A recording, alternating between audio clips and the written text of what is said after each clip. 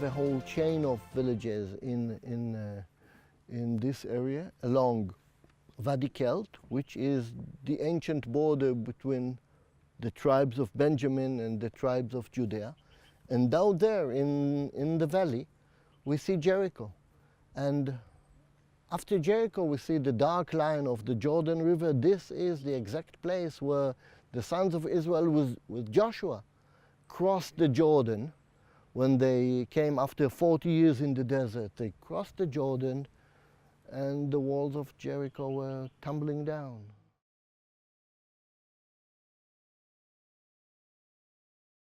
At the end of First World War, Britain promised the Jewish people to have a homeland in Palestine, in the land of Israel. And the convention after the end of First World War in San Remo by the League of Nations decided to grant Britain a mandate over Palestine, and the mandate was to build the Jewish homeland according to the outline of the Balfour Declaration. And in this decision, the League of Nations decided that the Jewish homeland will be developed with dense Jewish population in Palestine on both sides of the Jordan River. At that time, the Jewish and the Arab population in this part of the world was very small. Once the waves of immigration to this land started, it attracted more immigration from the Palestinian, from the Arab states around us, because we developed the country, we created jobs, the economy was much better here than in other parts of what before then the neglected part of the Ottoman Empire. The outlines of the San Remo Agreement, the San Remo Declaration, were not to be changed by any other decisions of any other organization, even not by the United Nations that inherited the League of Nations after the Second World War. And that actually means that the United Nations have no authority to divide the Jewish state that was created according to the San Remo Accord, and not allowed to grant any of the land that was allocated to the Jewish people in this part of the world. It's illegal, even though nobody really pay attention to the legal sides of politics nowadays. And I'm afraid that the United Nations at the end of September may take a different recognition of a Palestinian state if they will dare to declare themselves unilaterally as an independent state.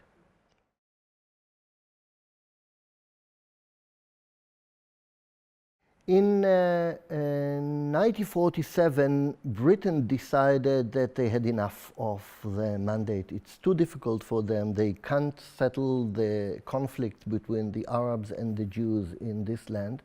And they declared that they will unilaterally end their mandate in 1948. So the UN sent a special committee on Palestine, UNSCOP, to visit Palestine and to suggest the General Assembly a plan. And the plan that was suggested by this committee was to create a Jewish state and an Arab state in whatever was left of the British mandate after Winston Churchill already gave 3/4 of it to the Arabs in 1922 in the White Paper of Winston Churchill. So the left side of the Jordan River was again to be divided into two states, an Arab state and a Jewish state. And the General Assembly adopted this resolution in their 181 resolution in November 29, 1947. When this happened, the British Empire ended the mandate in May 15, 1948. They left. The Jews that recognized their ability to declare a state did it.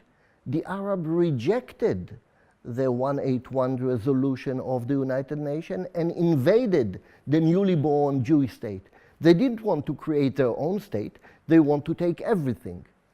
At the end of the War of Independence, the War of 48, the Jewish state was to a certain degree larger than what was suggested by the 181 resolution, but an Arab state wasn't created. The area was occupied either by the Jewish state or the Kingdom of Jordan or Egypt. They all shared the west side of the Jordan River. Jordan gave up their rights on what they occupied in 48 in a decision of King Hussein in 1988. Egypt gave up their rights in the peace agreement with Israel in Camp David. The only legal state that have any rights of this land right now is the state of Israel, the Jewish state that was created by the decision of the United Nations.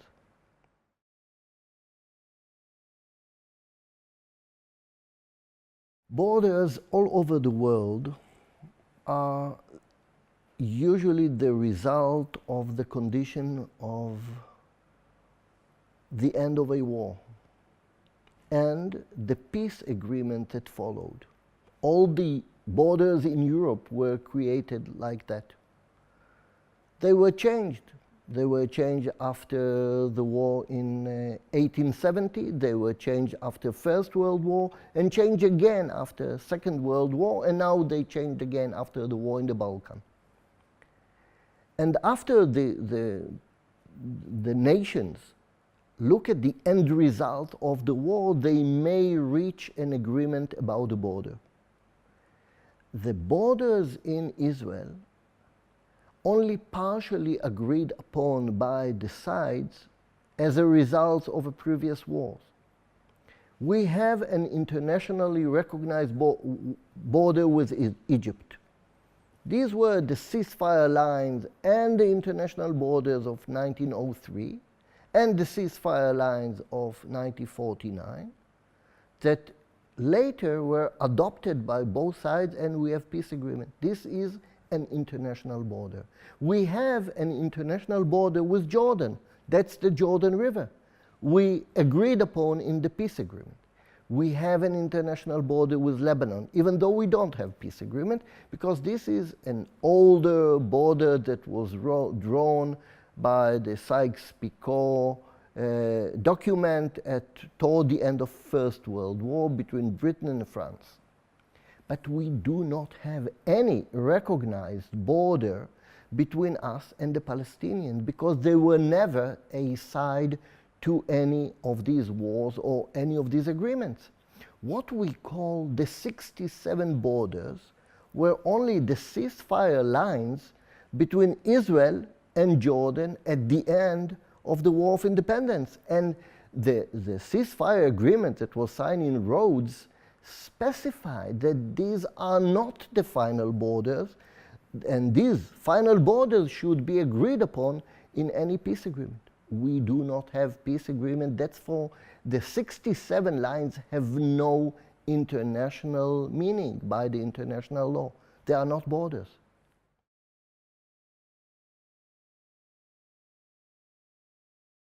The Arab bloc have 57 states of Arab and Muslim states, together with another 100 or so states that used to be called the third bloc between the West and the East. They are having almost 150 states in the United Nations that will vote automatically. If the Arabs will ask for a vote that the sun will rise tomorrow in the West, it will do so because the sun is a very obedient planet. Usually it obeys the decisions of the United Nations. So we can't expect any positive or productive results coming from the United Nations General Council.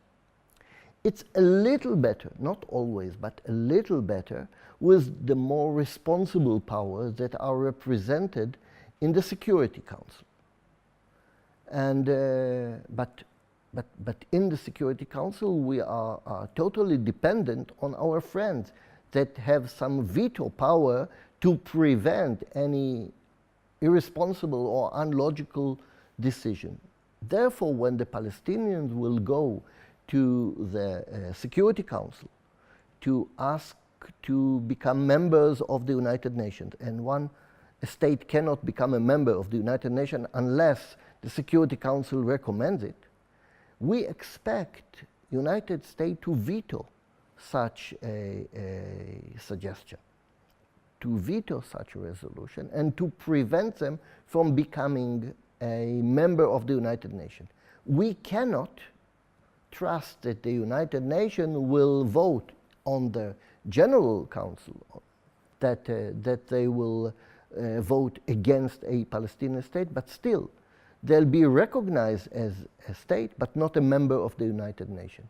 By the way, Yasser Arafat came to the United Nations in 1988 and got a resolution to recognize Palestine as a state, and 104 states voted for it, and only 2 objected, Israel and United States.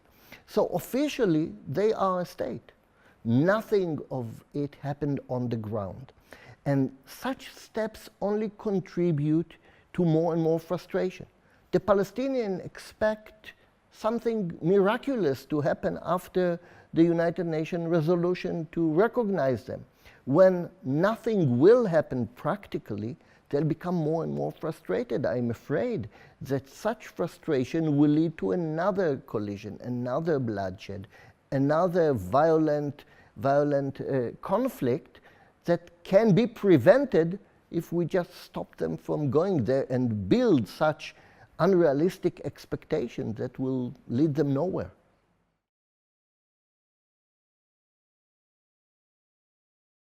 In 1948, there was a real struggle to influence the decision of the United States whether to vote for the creation of a state of Israel or not.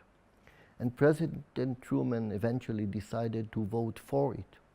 I think a lot of it had to do with the guilt feeling about what happened to the Jewish people in the Holocaust. And then there were, for a couple of years, quite cold relations because United States didn't realize that Israel is really important for them in the Middle East. Only when the Soviet Russia and the Soviet bloc got stronger and threat to expand and had a lot of influence in the Arab world, United States gradually looked at Israel as an asset, as a strategic asset in the Middle East. Some people would blame or try to explain the fact that there's a diminishing assessment of Israel's importance in the Middle East after the Soviet bloc was falling apart, because it was as if United States didn't need Israel as the only Western post in a whole pro-Soviet Arab world. But that's not the real reason why President Obama is the worst president Israel ever had. It's really a hostile environment that we can feel in the White House. And I'm afraid it has nothing to do with the real interest of the United States. Because when United States started to play on the Arab cards in his administration, United States didn't get stronger, but weaker. The Arab world looked at this betrayal of the United States in Israel, and they said, don't be a friend of the Americans. They betrayed their friends. They look at what Obama did to President Mubarak of Egypt, And he said, they betrayed their friend. It's not a good business to be a friend of the Americans. The fact that the American administration didn't intervene in Libya and allowed the French and the Brits to do the work there is not interpreted by the Arabs as calculated policy, but as hesitant policy. President Obama is assessed as a weak president. America is looked as weak. And these are bad news to the West, not only to Israel in this environment, but also to the West at large.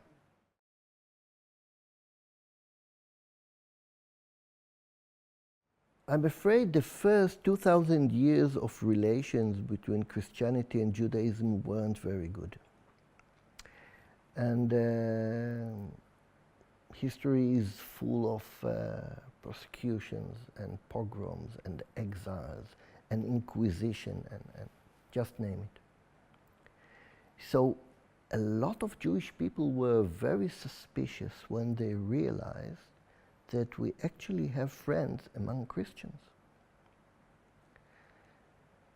They were so bitterly suffering all along history that it was only natural to be suspicious.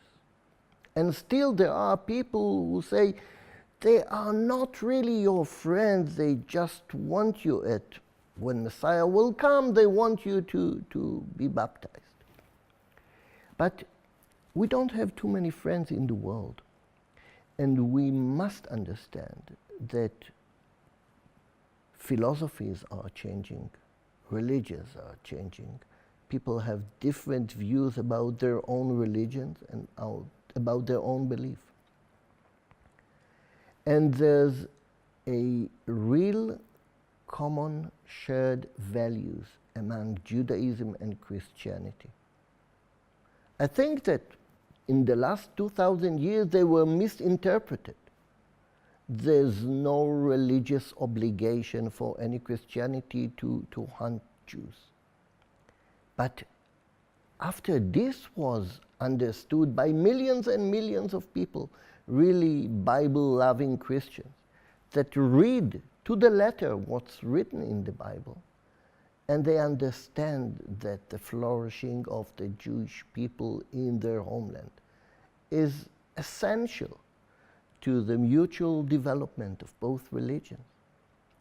That's the basis of the sharing of values of interest between Judaism and Christianity, between Bible-loving Christians and Jews who lived in Israel and fulfill in everyday life what the prophets promised us in the Bible.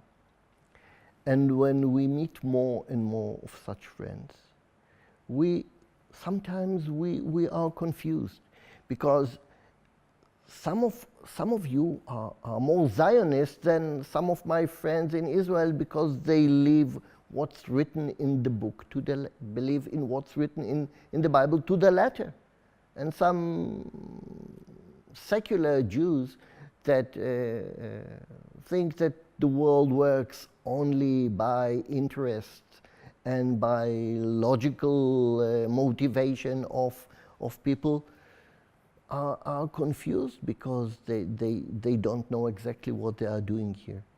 Those who believe in what's written in the Bible understand exactly what we are doing in the land of Israel, why we are here, in what right we live here, what are the bases or the sources of the right of the Jewish people. I believe that the land of Israel belonged to the people of Israel according to the Bible. And whoever believes in what's written in it should support us. And this is the political point of a meeting between these two religions and philosophies. But more than the political outcome of it, there are the shared values. We are surrounded with people who do not believe in the rights of women, in the dignity of humankind, in the fact that life are sacred, not death, And these common values that we shared with so many Christians in the world create the common ground that we can cooperate in. We usually tend to think that politics is only an issue of interest. If the President Obama will analyze American interest to be in favor of the Palestinians or the Arab state, then he will give up the interest of Israel. He can sell us out in this Middle East market. But if there's a large body of American voters who believe that politics is sometimes more than sheer interests, it's not only the immediate political or economical interests that you can analyze, but something that must be based on moral issues, on shared values, then they can put their influence on any American administration, not to work only according of what they analyze as the immediate political interest, but something that will be more deeply rooted on the moral basis of decision of an empire like the United States. You cannot run your political decisions only on what you assess as tomorrow's interest, but you must do it according to the moral basis of a nation like the American nation. And this is what I can expect from the Bible-loving Christian in the States, to look not only the immediate interest, but on the moral values, and try to influence American foreign policy that will be more morally sound and morally based.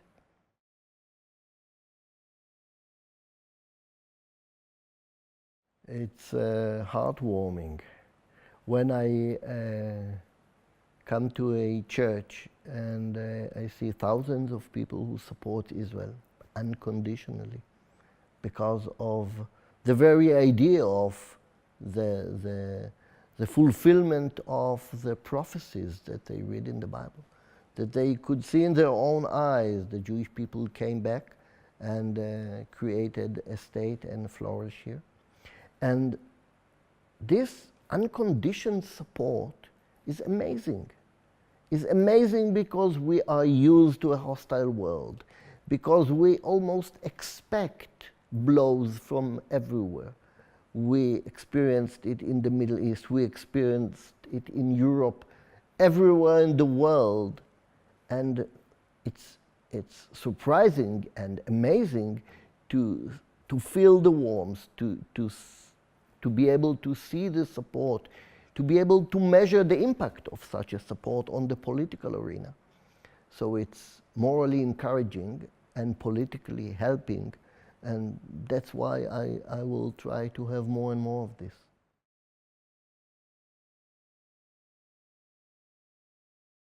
I guess that any new visitor to the Middle East or to the political arena here would look at the scenario, see that there are these two people, two nations, the Arabs and the Israelis, fighting each other, and come to the conclusion that we have a territorial conflict in front of us and it's relatively easy to solve.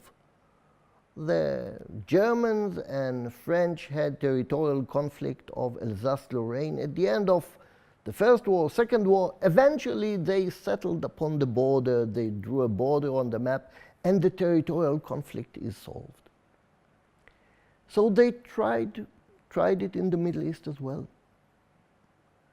The first attempt to redivide the land was by Winston Churchill in 1922, that looked at the conflict here between the Muslims and the Jews and drew a border on the map. That was the Jordan River. And he gave 3/4 to the Arabs. It didn't solve the conflict.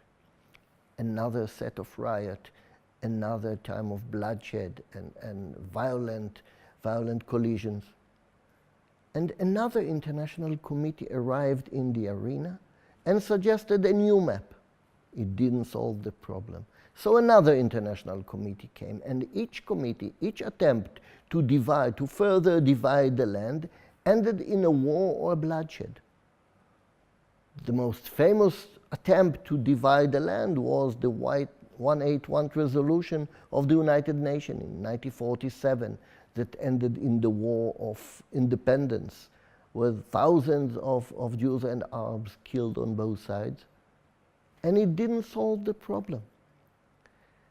So after the 6 Days War, people rediscovered the new idea, let's share the land. It's a new invention. So the Geneva Accord and the Oslo Agreement, and now the suggestion that the Palestinians are going to the United Nations to declare their state on 67 borders. Albert Einstein once defined insanity. And he said insanity will be to repeat the same act again and again and again in a hope that next time the result will be different. It's not going to be different. And the reason that they're not going to be different is that the major power influencing on this action didn't change. If we really had territorial conflict in front of us, it could have been solved long ago.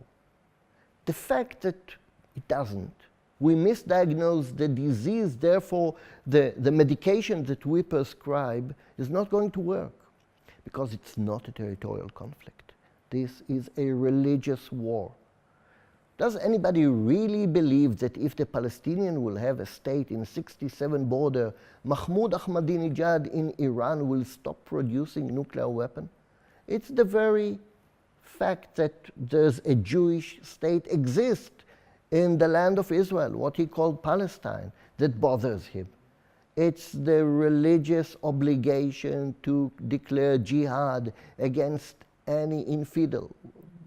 Doesn't matter whether it's Christian or Jew, that in their eyes doesn't have any right to have a state in what they called a Waqf land, a holy Muslim land. This is the key issue. It's a religious war.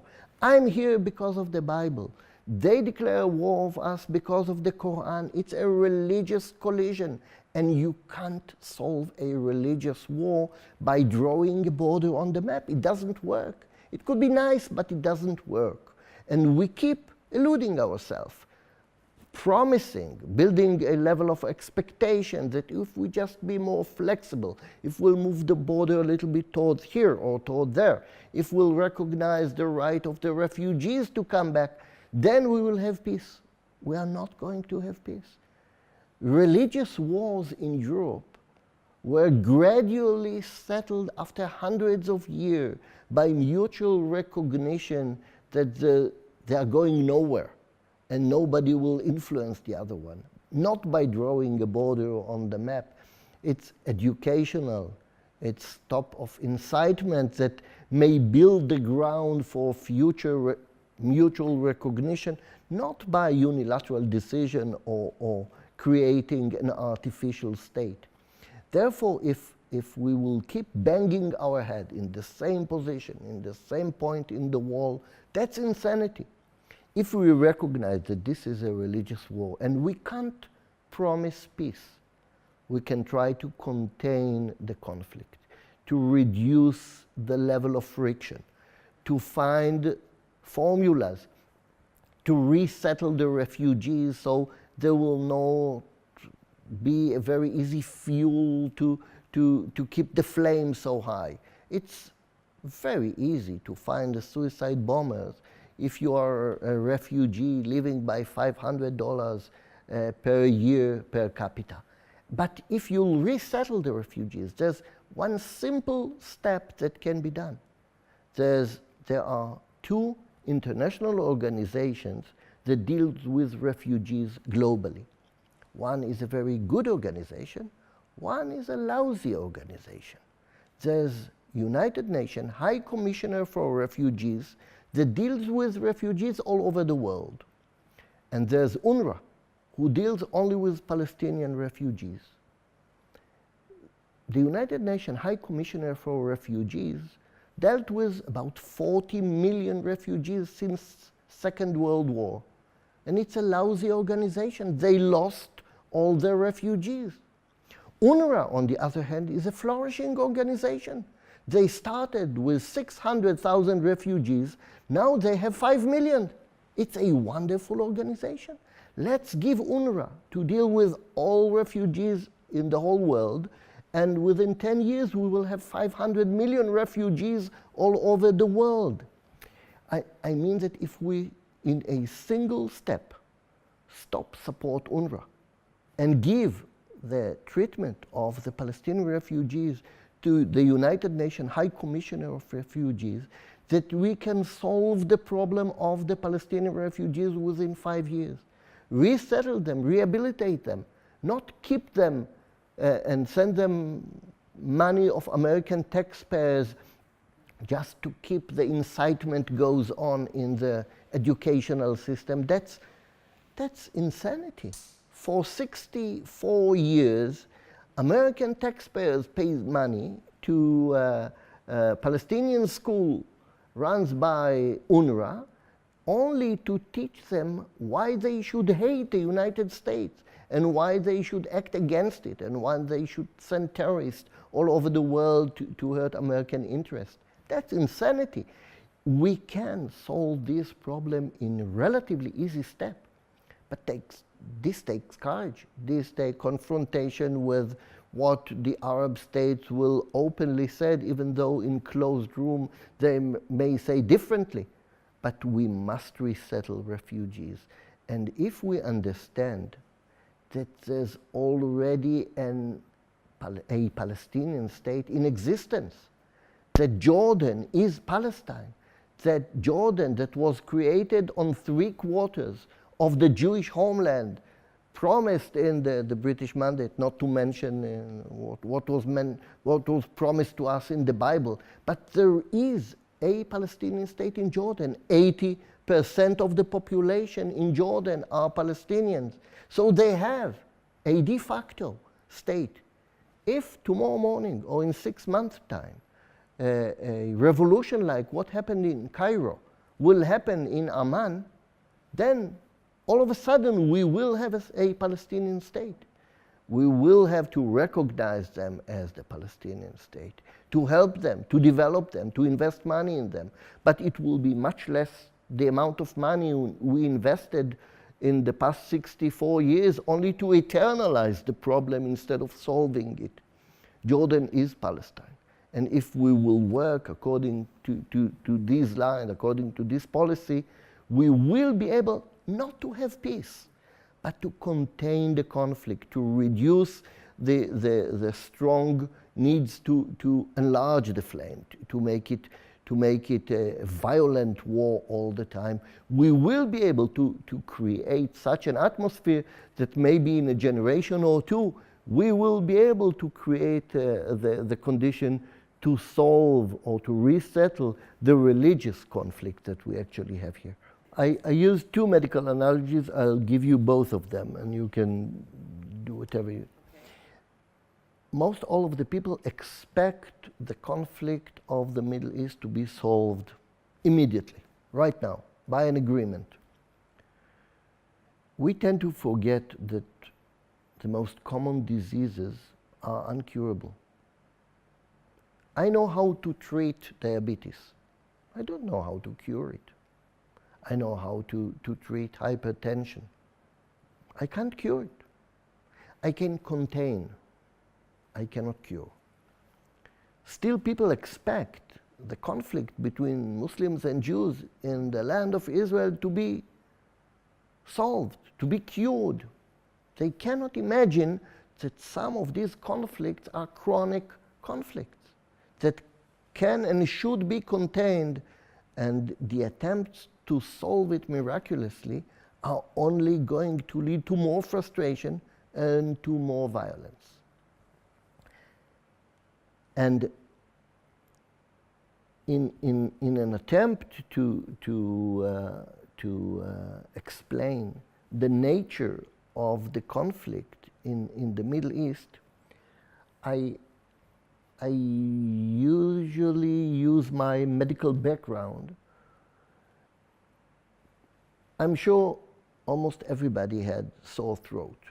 And if he'll go to his physician, he'll examine his throat, and sometimes he may diagnose him as having a strep throat, and he will prescribe him some penicillin, and usually it works. After a week, it goes away. If it doesn't, he will go back to his physician and will tell him that, well, it's much worse. Try to do something. And his physician may re-examine him and might think that perhaps the antibiotics that were prescribed in the first visit were not appropriate because the bacteria in his throat are not sensitive to it, so he might change to a second type of antibiotics. Usually it works, but if it doesn't, he may try a third antibiotics or a fourth antibiotics. And if the patient survives these attempts, he may try a fifth antibiotics.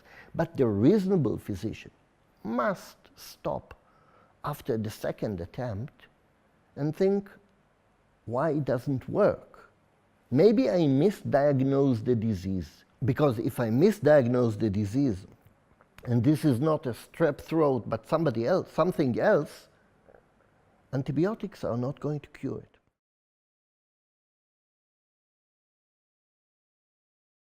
It can be mentioned. It's just another example of the committees that came here and drew a different border on the map.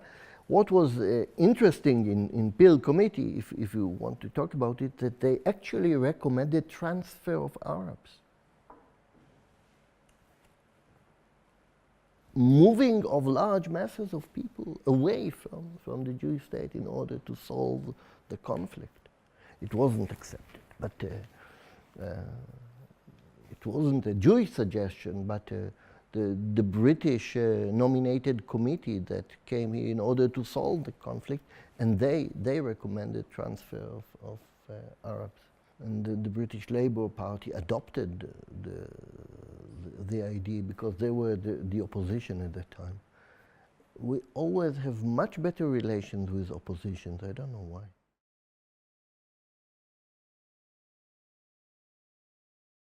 Toward the middle of First World War, there was a competition in Europe on the support of the Jewish people.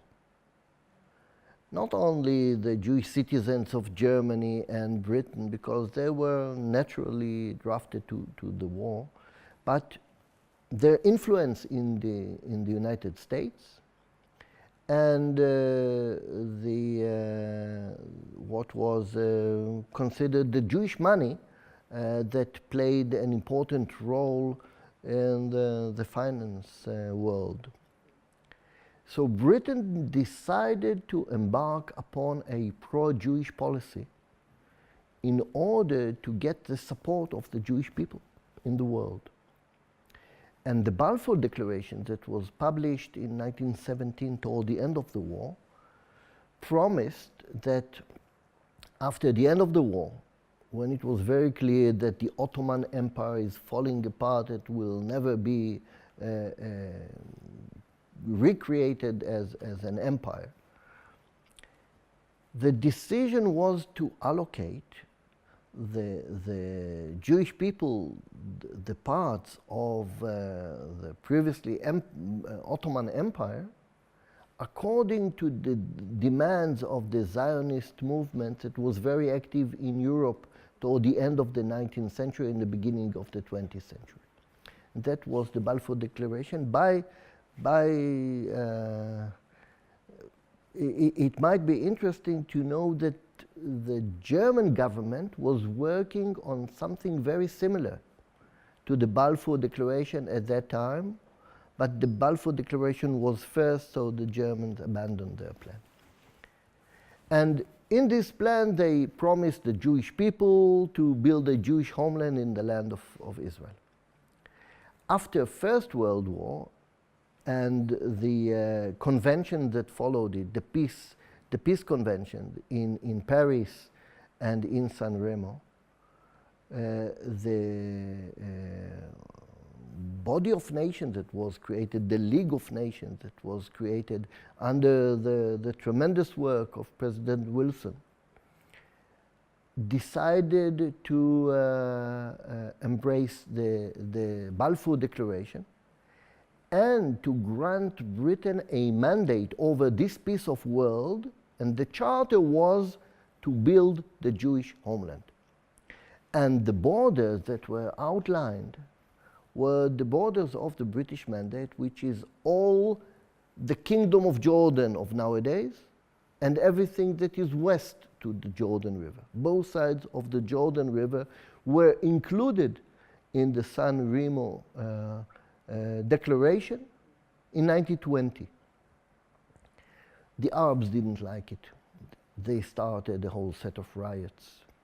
The British had also some problems with their promises during First World War to the royal family in Hijaz that cooperated with them against the Turks in the Arab rebellion against the Turkish Empire. And they found a solution by dividing the British Mandate map, allocating 3/4, the east side of the Jordan River, to the Emir Abdallah, and they created an Arab state, a new Arab state, a new Arab Emirate that in 1946 became the Hashemite Kingdom of Jordan, west to the Jordan River. But the original decision or promise in the Balfour Declaration that was adopted in the San Remo Accord was to build a Jewish homeland on both sides of the Jordan River. But when I look at these documents, historical documents, these are not the sources of my right over the land of Israel. The source of my right is in the Bible, is in God's promise to the Jewish people. These documents, the Balfour Declaration, the San Remo Agreement, is only a recognition of the states, of the right of the Jewish people over the land of Israel. They are very important, they are legal documents, but they are not the sources of my right. The sources of my right is divine. The sources of my right over my homeland is what I read in every chapter in the Bible.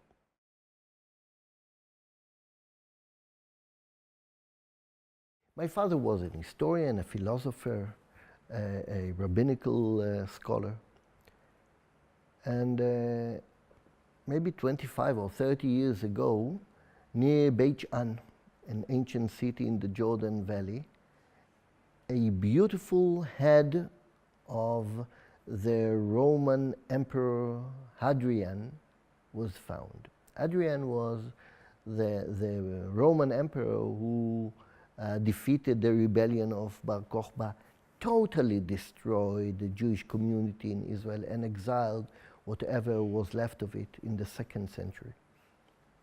And this beautiful statue was put in Israeli Museum. And every year, in the 9th day of the month of Av, which is the day of the destruction of the first temple and the second temple, my father used to come to stand in front of the statue of Hadrian the emperor and told him, "No, where are you and where are us?" And then he would go home. It's a wonderful perspective of Jewish history, because to understand the forces that we were competing with, fighting with. Any objective historians, like Toynbee, 50, 60 years ago, couldn't understand the reason why these people exist. It didn't obey the normal historic rules. It never worked according to any similarities that could develop in history. I mean, there were empires that were flourishing, growing, and then deteriorated and disappeared. We don't have a good example of a nation that was destroyed and came back, destroyed and came back, and now is here again on the third time. It's really unprecedented in many examples in history. And my father was enjoying this position to stand in front of the great emperor of the world at 2nd century, when he almost couldn't pay attention to this nation in the far or the Near East at that time, that he crashed. And 2,000 years later, Rome is not an emperor anymore, but we are here.